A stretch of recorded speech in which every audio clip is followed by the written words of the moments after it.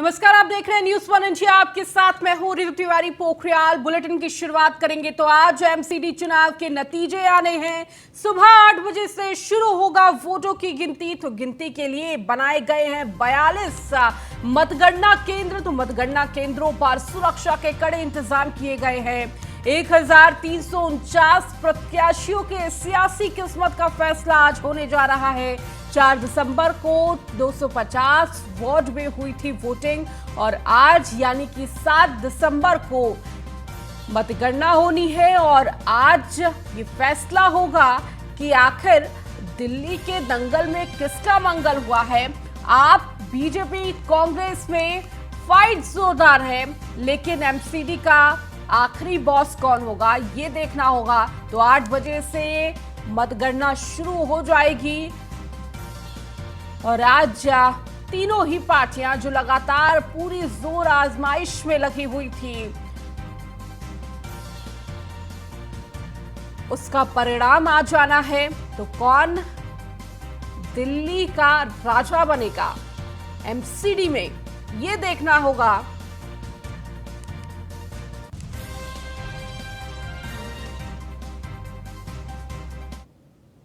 Delhi MCD चुनाव का result आने वाला है। एमसीडी का ताज किसके सिर बनेगा, इसे लेकर करोल बाग की जनता का क्या कहना है। लोगों ने कहा जो कैंडिडेट लोगों के बीच में अच्छा काम करेगा और किया है, उसी को देखते हम लोगों ने मतदान किया। मुद्दा यही है कि सफाई, टूटी फूटी सड़कें, नालियां सब देखना होगा।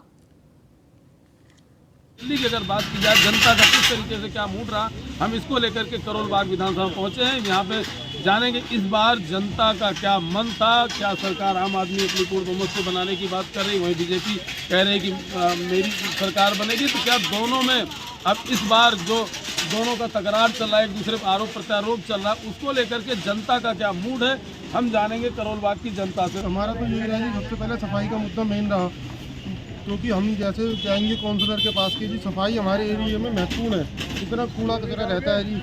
और जो इलेक्शन आते हैं उससे 10-15 दिन पहले जो सफाई होती है तो हम लोगों को आदत तो पड़ जाती है, सफाई हो गई है, लेकिन इलेक्शन निकलने के बाद हम लोगों को ढूंढना पड़ता है हमारे काउंसलर साहब का है, क्योंकि सफाई नियमित रूप से फिर सुचारू रूप से काम नहीं हो पाते। केजरीवाल के मुद्दे क्या रहेंगे, मैंने ये पूछा विकास को लेकर।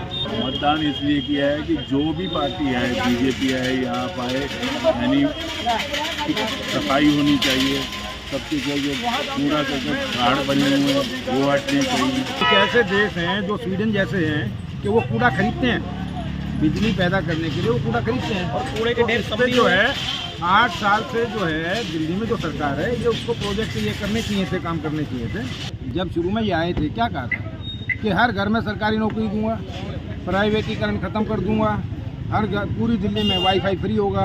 क्या हो गया, क्या खत्म भी तो हो रहे हैं, शुरुआत हो तो चुकी है। एक दिन में तो कुछ भी नहीं होने वाला। इन्होंने जो वादे किए थे कि कर गए के खरे उतर गए, उस पर आप इस पार्किंग का हाल देख लीजिए। कभी जब कोई सी पार्टी वो ये कहती है हम सफाई कर देंगे, दूसरी बात बोलती है हमारे लिए इन्होंने कराया, लेकिन मेन मुद्दों पर आज तक किसी पार्टी ने बात ही नहीं करी।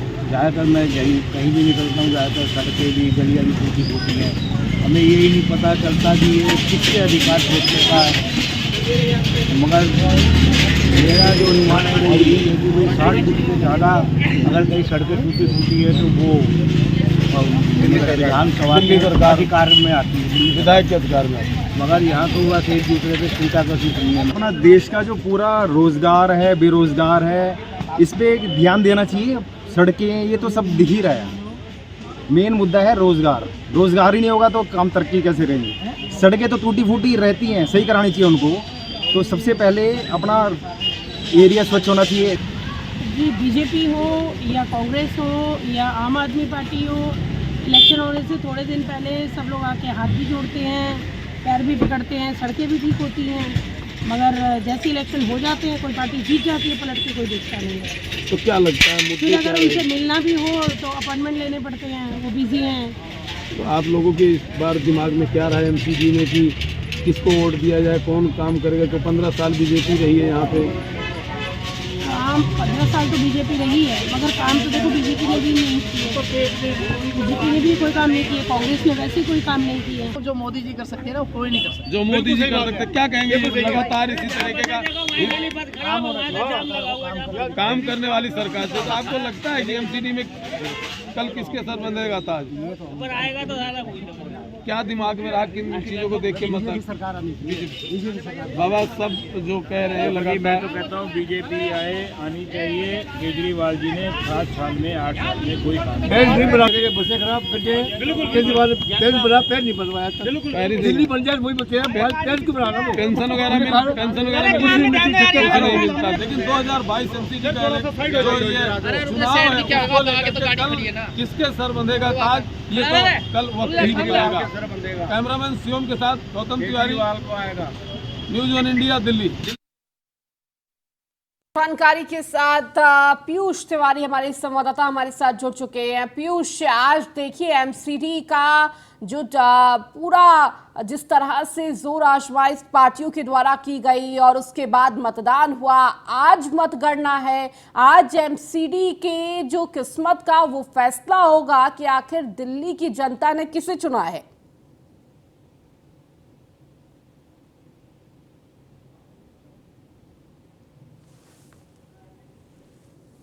तो पीयूष से जुड़ने की कोशिश करेंगे और उनसे अपडेट भी लेंगे, क्योंकि 8 बजे से ये मतगणना की जो प्रक्रिया है वो शुरू होगी और इस प्रक्रिया में आखिर बढ़त किसकी होती है, बाजी कौन मारता है, ये देखना होगा। अगर एग्जिट पोलों की बात की जाए तो लगातार आम आदमी पार्टी को बढ़त मिलती हुई और कहीं ना कहीं ये पूरी जो जीत का सेहरा है वो आम आदमी पार्टी के सर बंधने जा रहा है। हालांकि देखिए एग्जिट पोल है, अनुमान है और अनुमान कितना सच होता है, आज सुबह 8 बजे से ये तस्वीर जो धुंधली है वो क्लियर होती जाएगी। तो लगातार जिस तरह से पार्टियों ने प्रचार प्रसार किया, जहां एक तरफ बीजेपी ने तमाम दिग्गजों को प्रचार प्रसार के लिए उतारा और तमाम देखिए आम आदमी पार्टी पर आरोप भी तय हुए और हर मुद्दे को उठाता हुआ नजर आया, लेकिन उस सब के बावजूद जो आंकड़े एग्जिट पोल के हैं वो कहीं ना कहीं कुछ और तस्वीर बयां कर रही हैं। आम आदमी पार्टी को लेकर लोगों का रुझान ज्यादा नजर आया। तो लगातार जनता भी ये कह रही है कि जो काम करेगा उसी को हम वोट देंगे और धरातल पर क्या जो वायदे किए गए वो उतरे या नहीं उतरे, इन 5 सालों में कितने काम किए गए, इस पर जनता ने अपनी राय बनाई, अपना मन बनाया और आज उसी फैसले का नतीजे का आज दिन है। देखिए किस्मत का जो फैसला है वो तो ईवीएम में कैद हो चुका है, आज उसी की मतगणना है, आज इसी का फैसला लिया जाएगा कि आखिर कौन सी पार्टी एमसीडी में एक बार फिर से आएगी। बीजेपी एक बार फिर से अपनी जीत बरकरार रखेगी या फिर कुछ नया इतिहास लिखा जाएगा।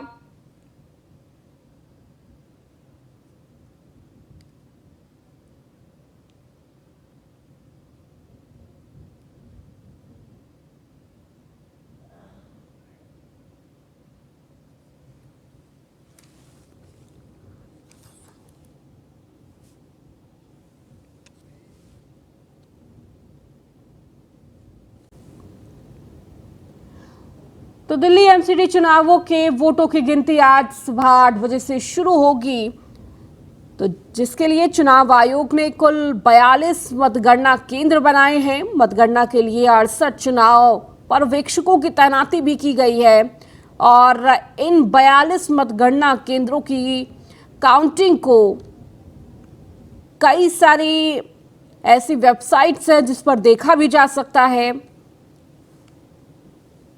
तो देखिए दिल्ली नगर निकाय चुनावों के नतीजे आज घोषित हो जाएंगे, तो आज पूरे देश की निगाहें टिकी हुई हैं कि आखिर एमसीडी चुनाव में किसका कब्जा होने वाला है।